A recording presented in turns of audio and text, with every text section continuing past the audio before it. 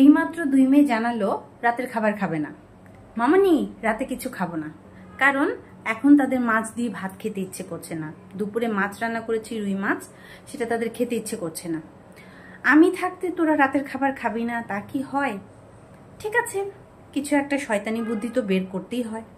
আমি এখানে 7টার মতো ডিম সেদ্ধ বসিয়েছি। তারপর চলো কি করব সেটাই তোমাদের সাথে শেয়ার করছি পরবর্তী রান্নায়।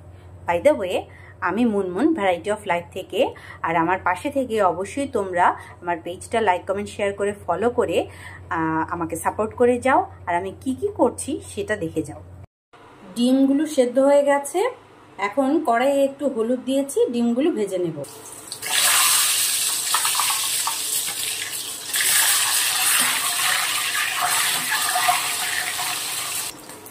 ডিমটা ভাজা হয়ে গেছে, তুলে নিচ্ছি। আজকে কি হবে জানো? ডিমের বিরিয়ানি। ফোড়নে দিচ্ছি এলাচ, দারচিনি, তেজপাতা, দিচ্ছি পেঁয়াজ।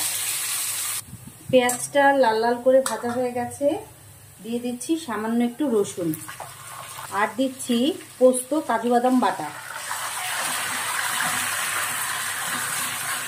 মশলাটা ভাজা হয়ে গেছে, দিয়ে দিচ্ছি পোলাওর চাল সেদ্ধ হওয়ার জন্য জল। চাল নিয়েছি 300 গ্রাম, 300 গ্রামের ডাবল 600 গ্রাম জল দেব। আমি আপনাদের সবসময় একটা কথাই বলি, চাল যা নেবেন তার ডাবল জল, আর অবশ্যই আমি এখানে গরম জল ব্যবহার করেছি। জলের সাথে লবণ দিয়ে দেব, ফুটে উঠলে তাহলে লবণের মেজারমেন্টটা বোঝা যাবে। যেহেতু ডিমের বিরিয়ানি, তাই সামান্য করে একটু বিরিয়ানি মশলা দিয়ে দিলাম। বাচ্চারা খাবে তো ভালো লাগবে। আর দেব হাফ চামচ পরিমাণ একটু চিনি, পোলাওয়ে চিনিটা অ্যাড করলে ভালো লাগে। দেব 2-3টে লবঙ্গ। জলটা ফুটে উঠেছে, দিয়ে দিচ্ছি পোলাওয়ের চালগুলো। আমি সব সময় বলি, পোলাওয়ের চালটা দিয়ে ভালো মতো আস্তে আস্তে চুলার আঁচটা মিডিয়াম রেখে নাড়তে হয়, না হলে চালটা দলা পেকে যায়। আর চাল জল সমান হওয়া পর্যন্ত অপেক্ষা করতে হয় নেড়ে নেড়ে, তারপর দমে দিয়ে দিতে হয়। আমিও চাল জল সমান হওয়া পর্যন্ত আস্তে আস্তে নেড়ে নেড়ে অপেক্ষা করব, তারপর দমে দিয়ে দিব। যেহেতু পোলাওয়ের পরিমাণটা অল্প, তাই 4টে আলু বোখরা দিচ্ছি। দিয়ে দিচ্ছি লঙ্কা। চালের জলটা সুন্দর করে ফুটে উঠেছে, আর বারবার নেড়ে দিতে হবে যেন চালটা দলা না পেকে যায় বা কড়াইয়ে না ধরে যায়। এখন দিয়ে দেব ডিমগুলো।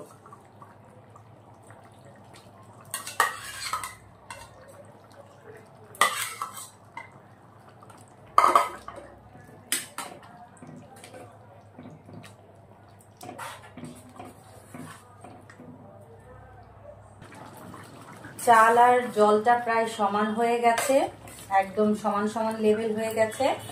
এতটুকু জল ফোটার জন্য লাগবে। এখন আমি চুলার আঁচ অল্প করে দমে দিয়ে দেব, এবং সেটা 15 মিনিটের জন্য। দেখো আমার বিরিয়ানি এটা একদম হয়ে গেছে। বিরিয়ানিটা কি সুন্দর সেট হয়ে গেছে, একটা সুন্দর স্মেল আসছে, পুরোপুরি সেদ্ধ হয়ে গেছে পোলাওয়ের চালগুলো। এখন সার্ভ করে নেব। সার্ভ করার আগে আরেকটা জিনিস যেটা না দিলেই না, ওপর থেকে দেব ঘি। বিরিয়ানিটা আমি সার্ভ করে নিচ্ছি।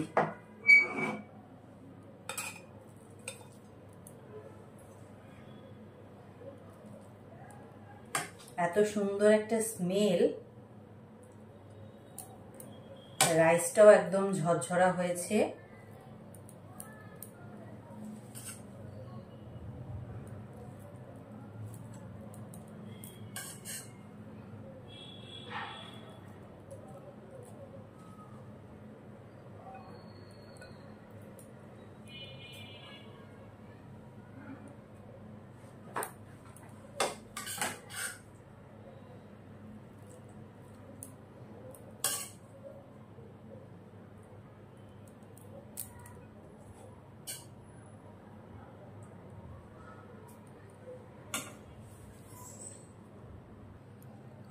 আমি বিরিয়ানিটা সার্ভ করে নিয়েছি।